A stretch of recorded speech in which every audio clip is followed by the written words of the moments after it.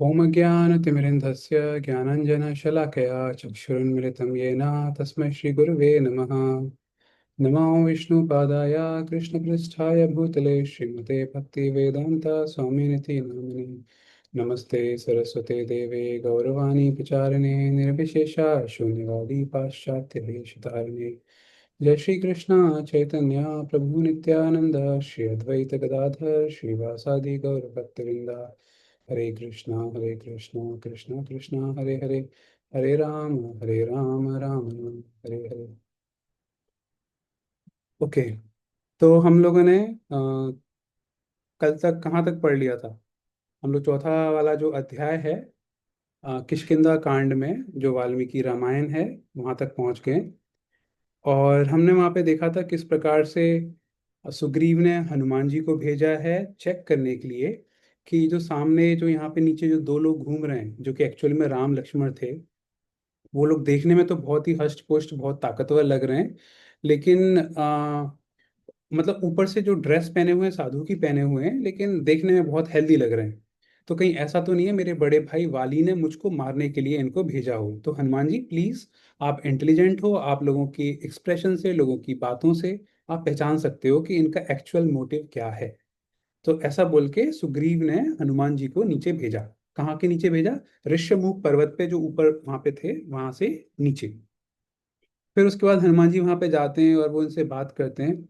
अच्छा, उन्होंने एक बात और बोल दी थी, सुग्रीव ने इनको, हनुमान जी को, कि आप ना, मतलब उनके सामने मेरी तारीफ कर देना थोड़ी सी, जिससे उनका दिल, उनका हृदय थोड़ा पिघल जाए। कहीं ऐसा ना हो कि अंदर से वो मेरे मुझे मारने के लिए हिसाब से आए हों, लेकिन आप अगर मेरी तारीफ कर दोगे थोड़ी सी, तो हो सकता है उनका दिमाग, उनका डिसीजन चेंज हो जाए, वो फिर मुझे मारे ना। है ना? फिर उसके बाद अब हनुमान जी नीचे आते हैं, राम लक्ष्मण के सामने आते हैं, उनसे फिर बात करते हैं। पहले उनसे इंट्रोडक्शन पूछते हैं, आप कौन हो, अपने बारे में बताते हैं। ये सब चलता है, हमने देखा बहुत डिटेल में। फिर उसके बाद हनुमान जी की बात सुन के राम भगवान लक्ष्मण जी को साइड में लेके आते हैं और लक्ष्मण जी से बोलते हैं कि ये जो व्यक्ति है बड़ा इंटेलिजेंट लग रहा है, पक्का इसने वेदों का अच्छा खासा पाठ किया है, व्याकरण अच्छे से पढ़ रखी है, सब कुछ वो बहुत अच्छे से तारीफ करते हैं राम भगवान हनुमान जी की, लक्ष्मण से करते हैं। है ना? हनुमान जी से अभी तक डायरेक्ट बात नहीं हुई। और फिर उसके बाद जो लक्ष्मण जी हैं वो राम भगवान लक्ष्मण जी को बोलते हैं कि इनका जो मित्रता का प्रपोजल है उसको आप एक्सेप्ट कर लो। लक्ष्मण जी सारी बात को हनुमान जी को कन्वे कर देते हैं। और हमने यहाँ से एक लेसन देखा था, लेसन जो सीखा था वो ये था कि हम भगवान को डायरेक्ट नहीं अप्रोच कर सकते, क्योंकि हम समझ ही नहीं पाएंगे ना कि भगवान को हम कैसे खुश करना है। तो we need a guru, we need a spiritual mentor. वही हमको हेल्प कर सकता है कि हम भगवान को अच्छे से प्रॉपरली अप्रोच कर पाए। वो हमने देखा था। तो राम भगवान लक्ष्मण जी के थ्रू बात कर रहे हैं, हनुमान जी सामने खड़े हैं, लेकिन हनुमान जी से डायरेक्ट बात नहीं कर रहे, लक्ष्मण जी के थ्रू बात कर रहे हैं। लक्ष्मण तुम हनुमान को ये बोल दो। फिर हनुमान जी कुछ बोलते हैं, फिर लक्ष्मण से कहते हैं लक्ष्मण तुम ये बोल दो। तो अभी तक किष्किंधा कांड में चौथा अध्याय चल रहा है, हनुमान जी आमने सामने हैं, राम और हनुमान जी, लेकिन बात नहीं हुई है। ठीक है? ओके। फिर अब उसके बाद हमारा 25वां श्लोक वो हो गया था। फिर उसके बाद लक्ष्मण जी जो हैं वो राम भगवान का इंट्रोडक्शन देते हैं हनुमान जी को। वो बताते हैं कि ये दशरथ जी के पुत्र हैं, ऐसे ऐसे वो सब बताते हैं कि ये वही हैं जो पूरे विश्व को संरक्षण दे रहे हैं, प्रोटेक्शन दे रहे हैं पूरे विश्व को, लेकिन पूरे विश्व को, लेकिन आज इनको सुग्रीव का प्रोटेक्शन चाहिए, या सुग्रीव के निरीक्षण में ये रहना चाहते हैं। बेसिकली सुग्रीव की हेल्प चाहिए इनको। किस चीज में हेल्प? इनकी पत्नी सीता को ढूंढने में। ठीक है? तो हमने वो सब देखा। तो अभी 25वां श्लोक से हम लोग स्टार्ट करेंगे। मैं स्क्रीन शेयर कर रहा हूँ।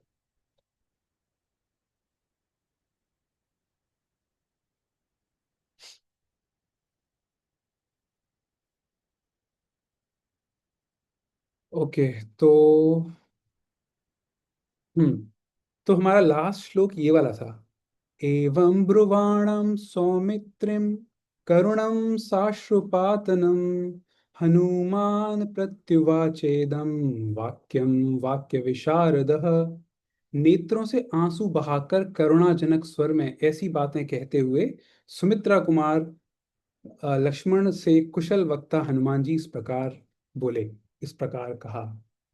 तो जब लक्ष्मण जी ने राम भगवान का इंट्रोडक्शन दिया कि ये हैं, ये राम भगवान हैं, ये इस तरह से अपने पिता की बात मान के यहाँ पे आए हैं। तो हनुमान, वो बात सुनते ही हनुमान जी की आंखों से, हनुमान जी के नेत्रों से अश्रुधारा बहने लगी। अब यहाँ से ना हम एक लेसन भी ले सकते हैं। कई बार बहुत से लोग बोलते हैं कि जो स्पिरिचुअलिस्ट होते हैं, अगर कोई अध्यात्म के मार्ग पे चल रहा है, या जैसे कोई मॉन्क है, या कोई ब्रह्मचारी है, कोई सन्यासी है, तो they should be hard hearted. मतलब उनको कोई ज़्यादा अटैचमेंट नहीं होना चाहिए, या फिर ज़्यादा इमोशंस नहीं होने चाहिए उनके अंदर, है ना। अगर कोई थोड़ा स्पिरिचुअल रास्ते पर है, इमोशंस तो होने ही नहीं चाहिए, आपका दिल थोड़ा पत्थर टाइप का होना चाहिए। कई लोग इस तरह से सोचते हैं। लेकिन यहाँ पे देखो, हनुमान जी ब्रह्मचारी हैं, है ना। वो बचपन से लेकर अब तक और आगे भी, मतलब ही इज मॉन्क। लेकिन यहाँ पे उन हनुमान जी के, राम भगवान के बारे में जब ये सारी की सारी बातें सुनी, उन हनुमान जी के आंखों से आंसू बहने लगे। यहाँ से हमें क्या शिक्षा मिलती है? यहाँ से ये शिक्षा मिलती है कि जो भी ऐसा बोलता है ना, कि हम लोगों को, जो जो स्पिरिचुअलिस्ट होते हैं या अध्यात्म के मार्ग पे कोई है, तो हृदय हार्ड होना चाहिए, नहीं, वैसा सही नहीं है, वो गलत है। हृदय हमारा सॉफ्ट होना चाहिए। अरे भक्त को तो कंपैशन आता है और लोगों पे। और फिर आप एक और देखो, हमारा जो शिक्षाष्टकम है, चैतन्य महाप्रभु ने केवल 8 श्लोक लिखे। उन्होंने बहुत सारी शिक्षाएं बोली, लेकिन केवल 8 श्लोक अपने पूरे लाइफ में लिखे। उनमें से एक श्लोक है, वो है, नयनम गलद अश्रुधारया वदनम गद गद रुद्धया गिरा पुलकैर्न चितम वपु कदा तव नाम ग्रहणे भविष्यति। चैतन्य महाप्रभु इस चीज को बोल रहे हैं, जो कि कलयुग में स्वयं भगवान कृष्ण के अवतार हैं, स्वयं भगवान कृष्ण हैं। वो इस तरह से बोल रहे हैं, नयनम गलद अश्रु धारया, आंखों से, नयनों से अश्रु की जब धारा बहने लगे भगवान का नाम लेने पे, तब हम कह सकते हैं कि भाई हम थोड़े अध्यात्म के मार्ग पे हैं। लेकिन अगर कोई कह रहा है कि भाई हम स्पिरिचुअलिस्ट हैं, लेकिन हमारा हार्ट सॉफ्ट नहीं है, हमारे आंखों से आंसू नहीं आ सकते कंपैशन के या भगवान के प्रति, तो इसका मतलब अभी भी long long way to go, अभी भी बहुत लंबा रास्ता तय करने के लिए है हमको। तो ये बहुत इंपॉर्टेंट लेसन है कि devotees should have soft heart, we should have compassion for others. ठीक है, और ये हम किससे सीख रहे हैं? हनुमान जी से सीख रहे हैं, राम भगवान की बात सुनते ही, राम भगवान के बारे में सुनते ही। नेक्स्ट, 26। राजकुमारों, वानरराज सुग्रीव को, अब ये हनुमान जी बोल रहे हैं, राजकुमारों मतलब राम लक्ष्मण को, राजकुमारों वानरराज सुग्रीव को आप जैसे बुद्धिमान, क्रोध विजयी और जितेंद्रिय पुरुषों से मिलने की आवश्यकता थी।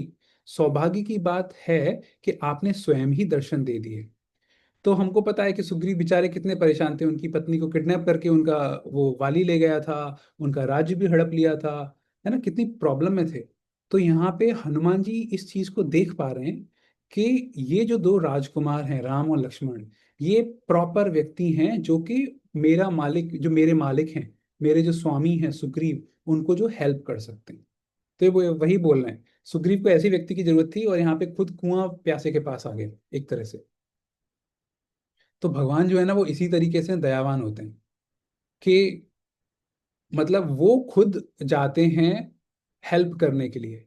और इसका एक बहुत बड़ा एग्जाम्पल है, अभी कुछ समय पहले निकली है रथ यात्रा, जगन्नाथ रथ यात्रा।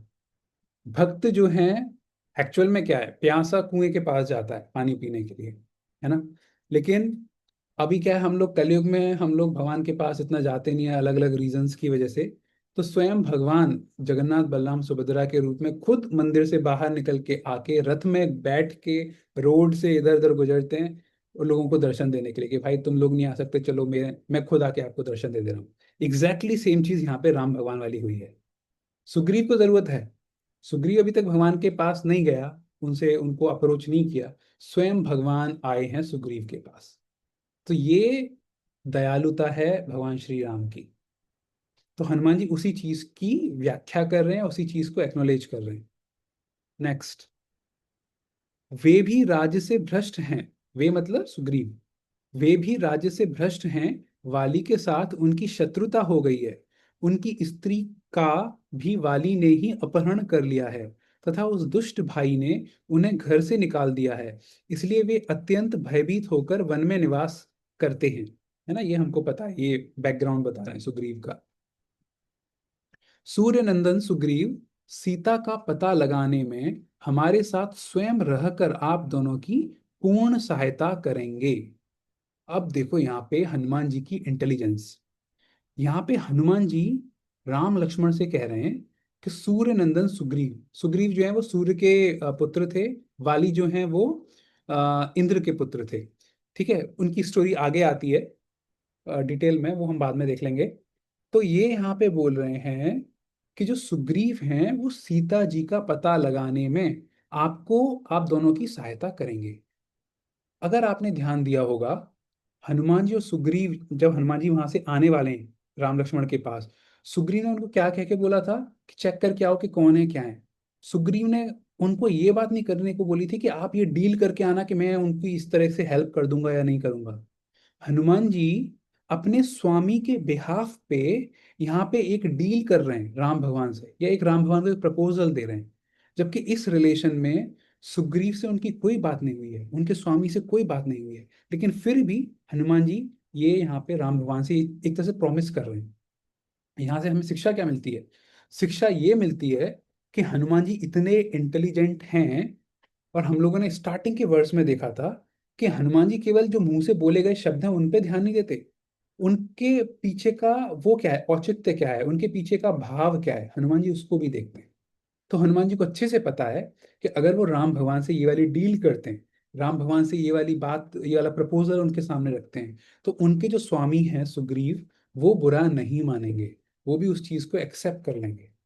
तो ये इस लेवल का होना चाहिए स्वामी और शिष्य, या स्वामी और दास के बीच का रिलेशनशिप, कि वो उनके हृदय को इस, मतलब इतनी गहराई से, या इतनी गहराई तक समझ पाए।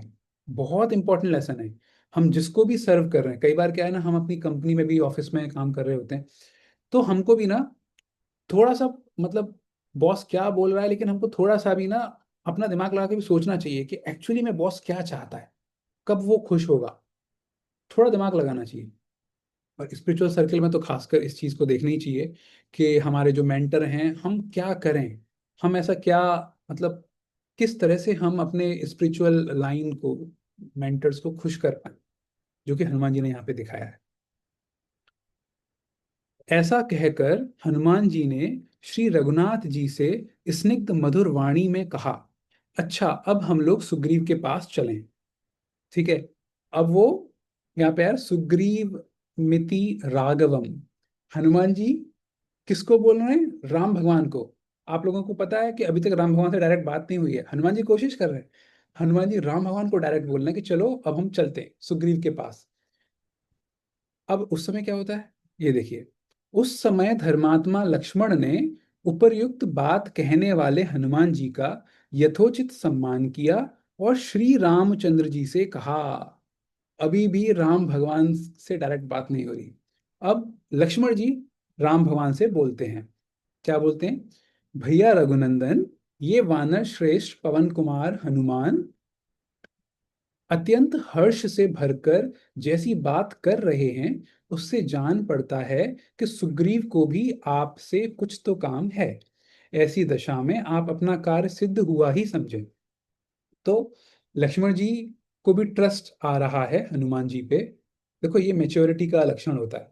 एक दूसरे की भाव को समझ पा रहे हैं, एक दूसरे पे ट्रस्ट कर पा रहे हैं, और कोई अंदर से हृदय में कोई बात छिपा रहे नहीं है, स्ट्रेट फॉरवर्ड बात कर रहे हैं, ब्रेविटी को मेंटेन कर रहे हैं।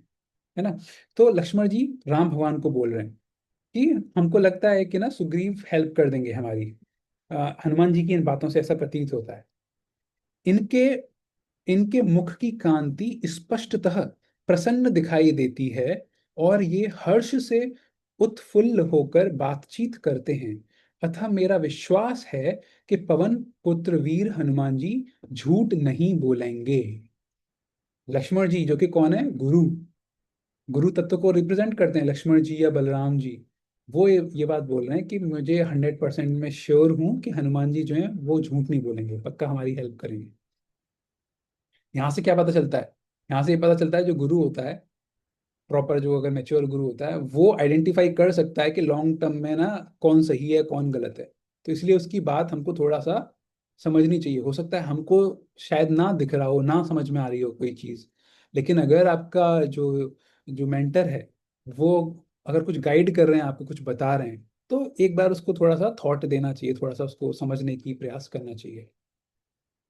तदनंतर परम बुद्धिमान पवन पुत्र हनुमान जी उन दोनों रघुवंशी वीरों को साथ ले सुग्रीव से मिलने के लिए चले। अब राम भगवान और लक्ष्मण जी को लेके हनुमान जी सुग्रीव के पास, सुग्रीव कहाँ बैठे हैं? उस पर्वत की चोटी पे। कौन सा पर्वत? ऋष्यमुख पर्वत, उसकी ऊपर चोटी पे बैठे हुए हैं। और यहाँ पे एक्चुअली वहाँ पे कई सारी ऋषिमुख पर्वत है ना, उस वाले एरिया में कई सारी चोटियां थी, तो एक चोटी पे सुग्रीव बैठे हुए थे। और भी वहाँ पे कई सारी चोटियां थी, और इन सारी चोटियों पे ही इनका आना वर्जित था, वाली का। फिर कपिवर हनुमान ने भिक्षु रूप को त्याग कर वानर रूप धारण कर लिया। वे उन दोनों वीरों को पीठ पर बिठाकर वहां से चल दिए। अभी एक भिक्षु, एक साधु के रूप में वो कैसे राम भगवान और लक्ष्मण को लेके जाते? साधु के रूप में थे ना हनुमान जी। तो उन्होंने अपने जो ओरिजिनल उनका जो रूप है, अम, वानर वाला, उस वानर वाले ओरिजिनल रूप में आते हैं और फिर राम और लक्ष्मण को अपनी पीठ पे बिठा के चलते हैं। अभी आप यहाँ पे देखिए, जो वर्ड यूज किया गया है वो किया गया है पृष्ठ मारोप्य तौ वीरौ। पृष्ठ मारोप्य, पृष्ठ मतलब पीछे। अब आप थोड़ा इमेजिन करिए कि दो व्यक्तियों को, किसी एक व्यक्ति को पीठ पे, हम कई बार ऐसे कई बार गेम्स में भी, हम जब छोटे थे तो हम अपने किसी फ्रेंड को ऐसे दो, उसके दोनों हाथ विक्रम बेताल टाइप से शायद, है ना, सामने वाला पीछे वाला मतलब हमारे ऊपर लटक गया है और गर्दन को ऐसे पकड़ लिया है और वो लटका हुआ है, एक व्यक्ति पीछे ऐसे लटका हुआ है, समझ में आता है। दो व्यक्ति कैसे ऐसे पीठ पे ऐसे लटकेंगे? थोड़ा पॉसिबल नहीं है ना। तो ये जो पृष्ठ वाली जो बात है ना, पीठ वाली बात है, तो बेसिकली आप इसको ऐसे समझ सकते हैं, उनके जो शोल्डर्स हैं, उनके जो कंधे हैं हनुमान जी के। इनफैक्ट आपने कई सारे चित्र भी देखे होंगे, पेंटिंग्स वो भी देखे होंगे, या भगवान के विग्रह भी देखे होंगे, जहाँ पे हनुमान जी के दोनों कंधों पे राम और लक्ष्मण बैठे हुए हैं। तो बेसिकली राम और लक्ष्मण को अपने दोनों कंधों पे बिठा लिया हनुमान जी ने। अब थोड़ा सा हम इसको एक दूसरी चीज से कनेक्ट करते हैं कि यहाँ पे हनुमान जी भक्त हैं, और उन्होंने, यानी भगवान ने मौका दिया अपने भक्त को कि वो उनको कंधे पे उठा पाए। ये रामलीला की बात है। कृष्ण लीला में भी ऐसे ही कुछ एपिसोड होता है। कृष्ण लीला में क्या होता है, जब जन्म के टाइम पे भगवान का जब जेल में जन्म होता है, उस समय वो किसको बोलते हैं? वसुदेव को, कि आप मुझे अपनी एक बास्केट में रख के, एक टोकरी में रख के मुझे अपने सर पे लेके उधर जाइए। तो वहां पे हेड की बात हो रही है, हेड, सर।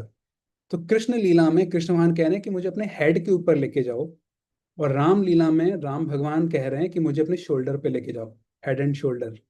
ठीक है। तो राम और कृष्ण भगवान कभी कभी ये मौका देते हैं हेड एंड शोल्डर पे जाने का अपने भक्तों को। सब लोगों को ये वाला मौका नहीं मिल पाता। अब यहाँ पे हम एक चीज और भी समझ सकते हैं कि इन लोगों को इतने आसानी से ये वाला मौका नहीं दिया कि अपने सर पे या अपने कंधों पे भगवान को आप कैरी कर पाए। इन्होंने सच में बहुत ज्यादा साधना और सेवा करी है, बहुत ज्यादा तपस्या करी है वसुदेव ने और हनुमान जी ने। उसके बाद उनको ये वाला मौका मिला है। कई बार हम सोचते हैं, स्पेशली नॉर्थ इंडिया में ऐसे बहुत होता है कि लड्डू गोपाल को हम अपने साथ कैरी करके लेके जाते हैं, है ना। तो लड्डू गोपाल जनरली घर पे आप उनको वर्शिप करते हो, लेकिन उसके बाद कई बार आप अपने साथ में बास्केट में रख के ऐसे ऐसे उनको हाथ में कहीं पे भी आप ट्रैवल करो लेके जाते हो, या गौर निताई के विग्रह को।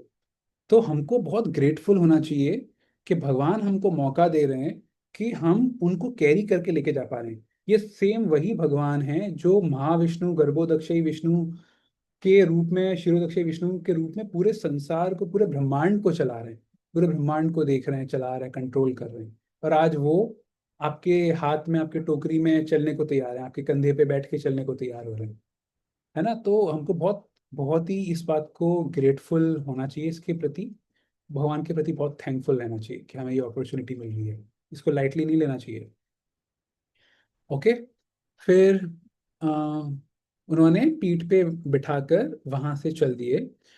महान यशस्वी तथा शुभ विचार वाले महापराक्रमी वे कपिवीर पवन कुमार कृत कृत्य से होकर अत्यंत हर्ष में भर गए और श्री राम लक्ष्मण के साथ गिरिवर ऋष्यमुख पर जा पहुंचे।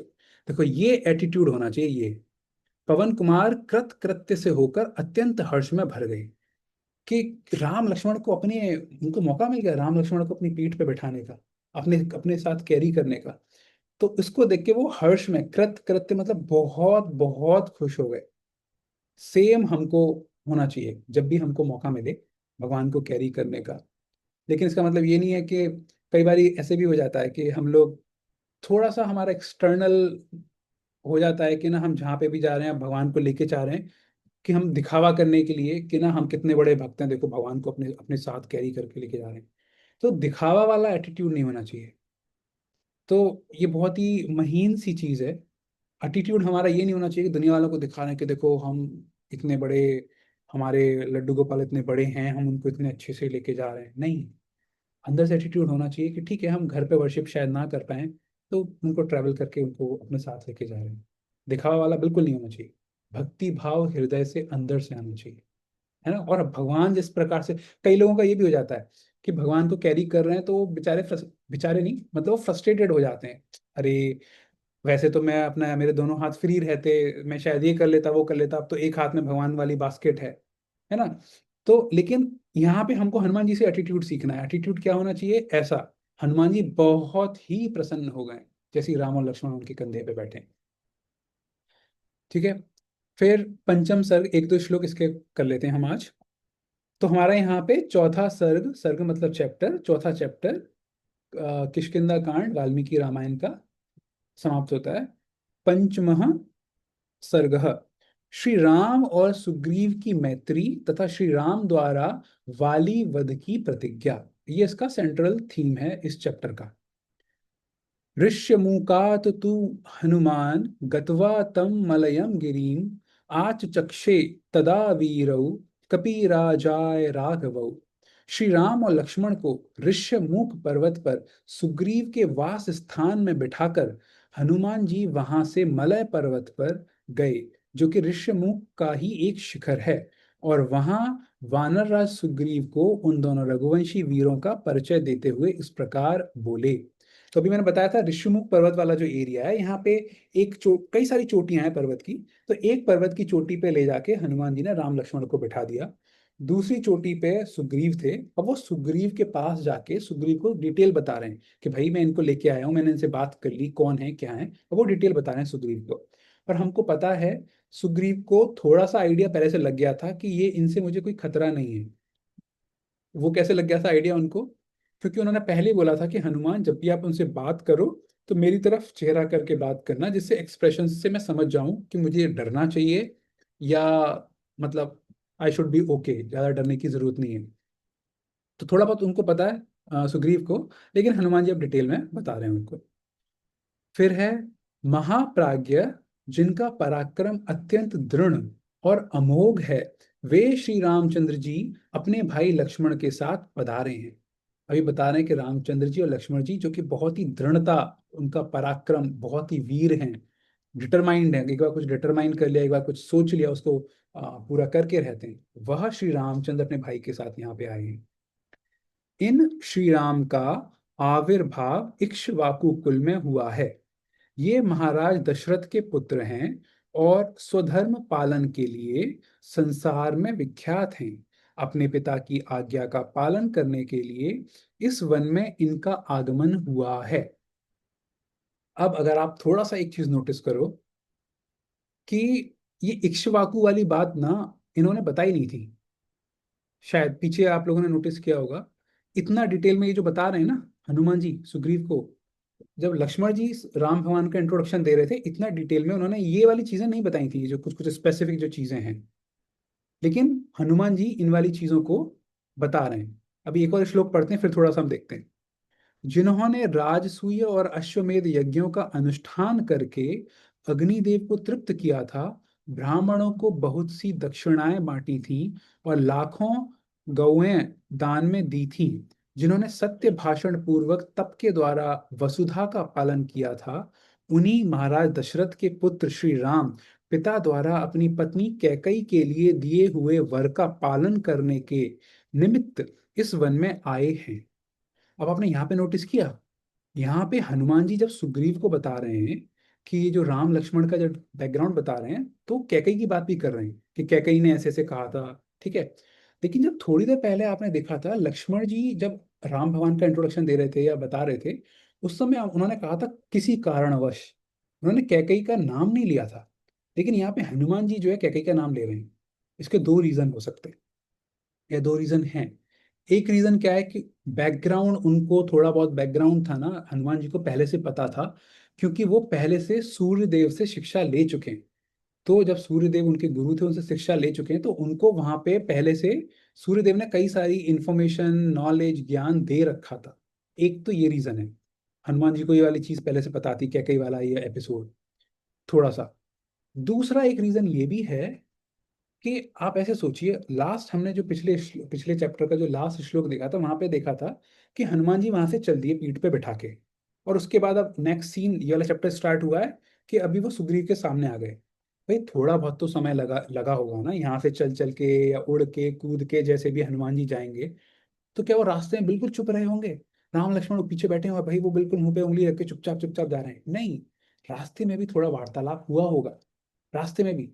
तो उस वार्तालाप में और डिटेल्स बताई होंगी राम भगवान ने या लक्ष्मण जी ने, जिन्होंने भी, वहां से हनुमान जी को ये वाली बातें पता चली। तो यहाँ से एक चीज आप ये समझिए, हमारे शास्त्रों में जो जो जो लिखा हुआ है ना, ऐसा नहीं है कि केवल यहाँ तक ही सीमित है। यहाँ पे कुछ कुछ चीजें बताई गई हैं, इसके अलावा भी आपस में भक्तों का डिस्कशन हुआ है, इसके अलावा भी आपस में भक्त और भगवान का डिस्कशन हुआ है ना। तो हमको वो भी थोड़ा सा चीजें देखनी चाहिए। तो यहाँ पे हनुमान जी और बीच और राम लक्ष्मण का बीच में डिस्कशन हो चुका है, जब वो ऑन द वे, जब वो रास्ते में जा रहे हैं, पर्वत के ऊपर जब चढ़ के आ रहे हैं। ठीक है, तो आज हम यहीं तक रखते हैं, पांचवा, फिफ्थ श्लोक तक रखते हैं, इस वाले पांचवें सर्ग में।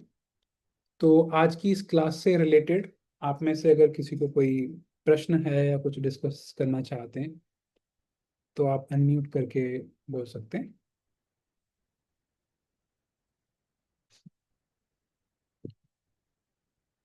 किसी को कोई प्रश्न नहीं है? Okay, no problem. तो आज की हम क्लास यहीं पे समाप्त करते हैं। और हेलो। यस प्रभु। हरे कृष्ण। हरे कृष्ण प्रभु। हरे कृष्ण प्रभु जी। हरे कृष्णा। हरे कृष्णा प्रभु जी। हरे कृष्णा मीना माता जी। हरे कृष्ण। थैंक यू ज्वाइन करने के लिए। आपको कोई प्रश्न है? और जी आपसे यस माता अगर जी। थोड़ा सा समय हो। हरे कृष्णा भैया, मेरा एक क्वेश्चन है। ओके, एक सेकेंड, पहले मैं सुदेश प्रभु से लेता हूँ। ठीक है, मीना माता जी आपको कोई प्रश्न है क्या? हाँ, कुछ पूछना है? हाँ के प्रभु बारे में। जी थोड़ी, अभी मैंने कल से ही ज्वाइन करी है ना, तो ओके, कोई अभी बात नहीं। हाँ कोई बात नहीं, हाँ पीछे की जो क्लासेस हैं, मैं उसका लिंक वैसे वेबसाइट पे है, हमने जो रामायण वाला जो वेबसाइट बनाया है, इसका जो हमारा व्हाट्सएप ग्रुप है, उसके डिस्क्रिप्शन में सारी लिंक्स हैं, आप वहां से यूज कर सकते हैं। अदरवाइज मैं आपको भेज दूंगा। हमारी अब तक जितनी भी 11-12 क्लासेस हुई हैं, 11, उन सबका रिकॉर्डिंग्स यूट्यूब चैनल पे हैं, आप उसको सब्सक्राइब करके उनको ले सकते हैं। ठीक है, सुदेश ठीक। प्रभु, यस प्रभु जी। मेरा परसों की एक शंका थी, उसका समाधान चाहता था। पूछिए। उसमें एक प्रभु जी ने, भैया ने, जो भी थे, मेरे को नाम याद नहीं आ रहा, उन्होंने शंकर भगवान के बारे में कहा था, मतलब कोई चर्चा चल रही थी। तो उनका कहना था कि शंकर जी को भी भगवान कह सकते हैं या मान सकते हैं, ऐसा कुछ बोला था उन्होंने। हाँ, तो पहला क्वेश्चन तो यही है कि भगवान की उपाधि किसको दी जा सकती है? ओके। मतलब हाँ, मैं किसी समझ गया। किसी किसमें, मतलब इसकी उसमें उस शख्सियत में क्या गुण होने चाहिए, इसको भगवान कहा जा सकता है? ओके। पहला प्रश्न। हम्म। दूसरा प्रश्न, क्या राम, कृष्ण या शिव, इनमें डिफरेंस है? ओके। अगर हम कोई शैव है तो उसको वैष्णव को हीन भावना से देखना चाहिए, या वैष्णव है तो शैव को हीन भावना से देखना चाहिए? ओके। ओके, बहुत अच्छा सवाल है प्रभु आपका। तो सबसे पहला वाला जो आपका जो क्वेश्चन है कि भगवान की उपाधि हम किसको दे सकते हैं, इसका आंसर जो पाराशर मुनि है उन्होंने बहुत अच्छे से पहले ही से लिख रखा है कि जी। भगवान हम उसी को बोल सकते हैं जिसके पास 6 गुण हों, जो बिल्कुल अल्टीमेट मतलब हाईएस्ट फॉर्म में। आ, तो उसमें है जिसके पास बहुत ही हाईएस्ट लेवल का हाईएस्ट फॉर्म में, जिसके पास इंटेलिजेंस हो, ब्यूटी हो, सुंदरता हो, फिर उनके पास श्री हो। श्री मतलब लक्ष्मी, वो हो, और फिर उनके पास ज्ञान, ये सारी चीजें हों। उनके साथ साथ उनके पास वैराग्य भी हो, मतलब इन सारी चीजों से वो ज्यादा प्रभावित भी ना होते, डिटैच्ड हों। तो ये वाला उपाधि भगवान की है टेक्निकली। ठीक है। और उसके हिसाब से हमारे शास्त्र बार बार रिपीटेडली एक ही बात को बोलते हैं कि कृष्णस्तु भगवान स्वयं, कि भगवान कृष्ण जो हैं वो आदि भगवान हैं। फिर आपका नेक्स्ट सवाल आता है कि तो कृष्ण, राम, शिव, इनमें क्या डिफरेंस है। तो अब एक और चीज आप ये समझिए कि भग का मतलब होता है क्वालिटीज, वान का मतलब होता है जो उन क्वालिटीज को कैरी करे। जैसे हिमवान मतलब वो जगह जो जो कि ना, वो हिम यानी बर्फ को कैरी करे, बर्फ को अपने पास रखे। इसी तरह से भगवान मतलब वो व्यक्ति या वो चीज जो भग यानी क्वालिटीज को अपने पास रखे। अब क्वालिटीज तो हम लोगों के पास भी है कुछ कुछ, लेकिन हमारे पास हाईएस्ट नहीं है। हम में से कोई व्यक्ति के पास इंटेलिजेंस हो सकती है, बुद्धिमत्ता हो सकती है, लेकिन इतना नहीं है कि दुनिया की सबसे ज्यादा बुद्धिमत्ता हमारे पास ही है, वैसा नहीं है। लेकिन भगवान वह है जिसके पास बुद्धिमत्ता भी है लेकिन हाईएस्ट लेवल की है। इसी तरीके से हम में से कोई सुंदर हो सकता है, मिस इंडिया, मिस यूनिवर्स, ये सब होते हैं, लेकिन भगवान मतलब उनके पास सुंदरता है लेकिन हाईएस्ट, उससे ज्यादा सुंदर नहीं है कोई।